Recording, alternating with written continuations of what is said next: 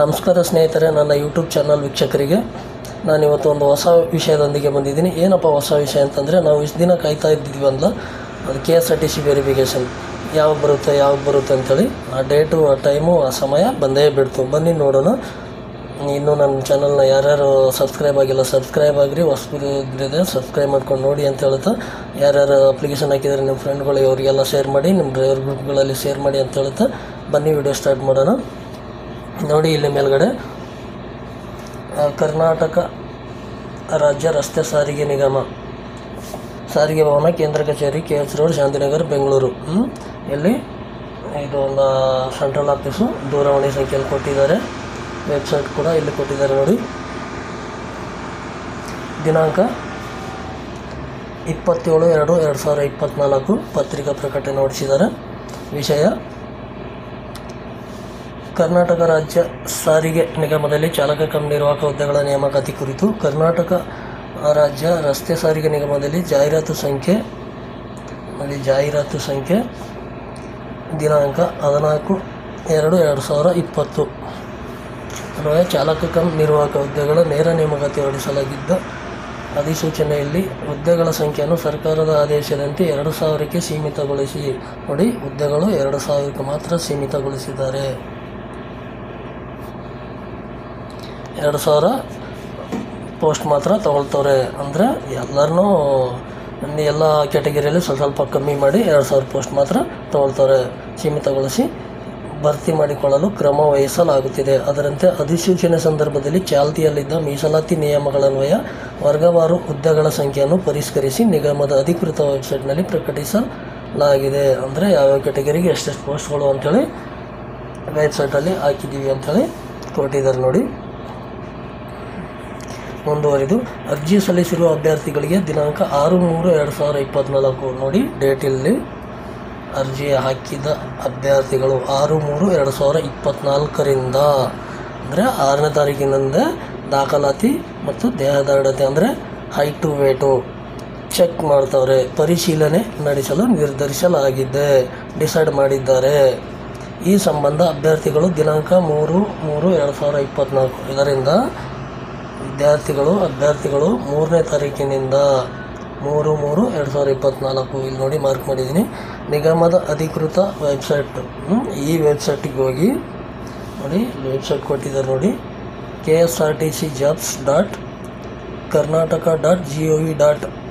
ರಲ್ಲಿ ಕರೆಪತ್ರವನ್ನು ಡೌನ್ಲೋಡ್ ಮಾಡಿಕೊಂಡು ಎಲ್ಲ ಮೂಲ ದಾಖಲಾತಿಗಳೊಂದಿಗೆ ನಿಗದಿತ ದಿನಾಂಕ ಹಾಗೂ ಸಮಯಕ್ಕೆ ಹಾಜರಾಗಲು ಈ ಮೂಲಕ ಸೂಚಿಸಲಾಗಿದೆ.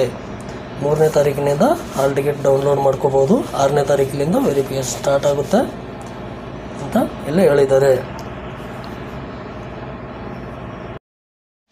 ವಿಶೇಷ ಸೂಚನೆ ಏನಪ್ಪ ಅಂತಂದರೆ, ಪ್ರಸ್ತುತ ಅಭ್ಯರ್ಥಿಗಳ ಮೂಲ ದಾಖಲಾತಿ ಅಥವಾ ದೇಹದಾಢ್ಯತೆ ಪರಿಶೀಲನೆ ಮಾತ್ರ ನಡೆಸಲಾಗುತ್ತದೆ. ಇದು ನೋಡಿ ಇಂಪಾರ್ಟೆಂಟು.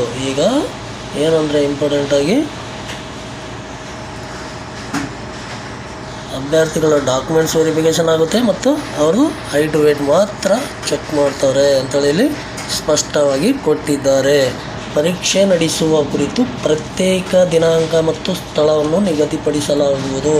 ಅಂದರೆ ಡ್ರೈವಿಂಗ್ ಟೆಸ್ಟು ತಗೊಳ್ಳೋಕ್ಕೆ ಪ್ರತ್ಯೇಕ ಸ್ಥಳ ಮತ್ತು ದಿನಾಂಕ ನಿಗದಿಪಡಿಸಲಾಗುವುದು ಅಂತ ಸ್ಪಷ್ಟವಾಗಿ ಕೊಟ್ಟಿದ್ದಾರೆ. ಸದರಿ ಹುದ್ದೆಯ ಆಯ್ಕೆಯು ಗಣಕೀಕೃತ ಚಾಲನಾ ವೃತ್ತಿ ಪರೀಕ್ಷೆಯಲ್ಲಿ ಗಳಿಸಿದ ಅಂಕಗಳ ಮೆರಿಟ್ ಹಾಗೂ ಅಧಿಸೂಚನೆ ಸಂದರ್ಭದಲ್ಲಿ ಚಾಲ್ತಿಯಲ್ಲಿದ್ದ ಮೀಸಲಾತಿ ನಿಯಮಗಳಿಗೆ ಅನುಗುಣವಾಗಿ ಪಾರದರ್ಶಕವಾಗಿ ನಡೆಯುವುದರಿಂದ ಮಾನವ ಹಸ್ತಕ್ಷೇಪ ಇರುವುದಿಲ್ಲ. ಆದ್ದರಿಂದ ಅಭ್ಯರ್ಥಿಗಳು ಯಾವುದೇ ಶಿಫಾರಸು ಮಧ್ಯವರ್ತಿಗಳ ಆಮಿಷಗಳಿಗೆ ಒಳಗಾಗಬಾರದೆಂದು ಸ್ಪಷ್ಟಪಡಿಸಿದೆ. ನಿರ್ದೇಶಕರು ಹಾಗೂ ಅಧ್ಯಕ್ಷರು ಆಯ್ಕೆ ಸಮಿತಿ ಸಿಗ್ನೇಚರ್ ಎಲ್ಲ ಮಾಡಿದ್ದಾರೆ ನೋಡಿ. ಅಂದರೆ ಇದು ಕೂಡ ಕಂಪ್ಯೂಟರ್ ಇದರಿಂದ ಟೆಸ್ಟ್ ನಡೆಯೋದ್ರಿಂದ ಯಾರೇ ಆಗಲಿ ನಾನು ಡ್ಯೂಟಿ ಮಾಡಿಸ್ತೀನಿ ಅಂತೇಳಿ ನಿಮ್ಮ ಹತ್ರ ದುಡ್ಡು ಇಸ್ಕೊಳ್ಳೋದು, ಆಮೇಲೆ ಯಾವುದೋ ಒಬ್ಬರು ರೆಕಮೆಂಡ್ ಲೆಟರ್ ತಂದುಕೊಡೋದು, ಈ ಥರದ್ದು ಯಾವುದೇ ನಡೆಯೋದಿಲ್ಲ.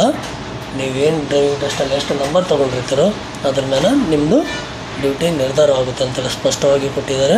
ಯಾರ್ಯಾರು ಅಪ್ಲಿಕೇಶನ್ ಹಾಕಿದ್ದೀರೋ ಆ ಲಾಸ್ಟ್ ಡೇಟ್ ಏನಿದಿತ್ತು ಆ ಲಾಸ್ಟ್ ಡೇಟ್ ಒಳಗಡೆ ನಿಮ್ಮದು ಎಲ್ಲ ಡಾಕ್ಯುಮೆಂಟ್ಸ್ಗಳು ರನ್ನಿಂಗ್ ಇರೋವು, ಪ್ಲಸ್ ಈಗಾಗಲೇ 4 ವರ್ಷ ಕಳೆದೋಗಿದೆ, ಈಗ ರನ್ನಿಂಗ್ ಇರೋವು ಇವೆರಡೂ ಡಾಕ್ಯುಮೆಂಟ್ಸ್ಗಳನ್ನೆಲ್ಲ ರೆಡಿ ಮಾಡಿಕೊಂಡು ನಿಮ್ಮ ಡೇಟ್ಗೆ ನೀವು ಹೋಗಿ ವೆರಿಫಿಕೇಷನ್ ಮಾಡ್ಕೊಂಡು ಬನ್ನಿ ಅಂತ ಹೇಳ್ತಾ ಇದ್ದೀನಿ.